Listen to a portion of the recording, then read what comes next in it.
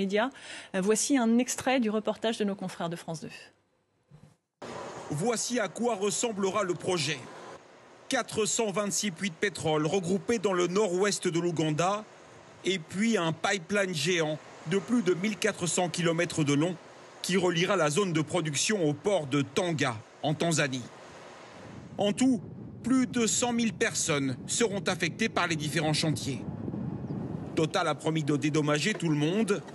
Ses représentants nous emmènent visiter ces maisons flambant neuves, dans lesquelles ils disent avoir relogé 900 personnes, comme cet agriculteur. Ça, c'est le bâtiment principal avec 3 pièces. Vous savez, changer de maison comme ça, c'est pas normal en principe. C'est quand même différent ici. Total affirme qu'ils construiront 700 maisons en tout à 40 000 € pièce. Une information impossible à vérifier. Ils ont l'électricité et ils ont accès à l'eau. Donc les conditions se sont améliorées de fait. Ça, c'est un fait. Ce qu'on fait sur le projet, c'est exemplaire.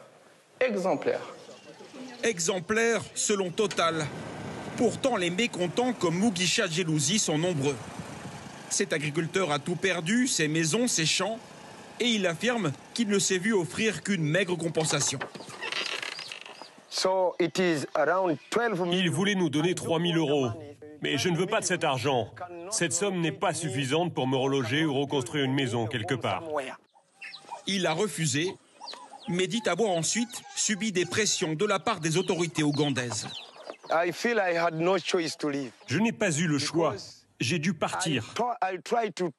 Et j'avais beau crier, personne ne m'a écouté. Mes droits ont été bafoués. Le projet pétrolier fait aussi polémique, car il empiète sur un parc national, les Murchison Falls, l'un des joyaux de l'Ouganda. 132 puits de pétrole seront forés dans le parc. Des chantiers massifs, à quelques centaines de mètres à peine des troupeaux de girafes. Le porte-parole de Total n'y voit aucun problème. Dans la vraie vie, en réalité, c'est que quelques animaux viennent, regardent par curiosité et puis s'en vont. On n'est pas sur une surface assez grande pour perturber la vie animalière dans ce parc. Le monde a encore besoin de pétrole.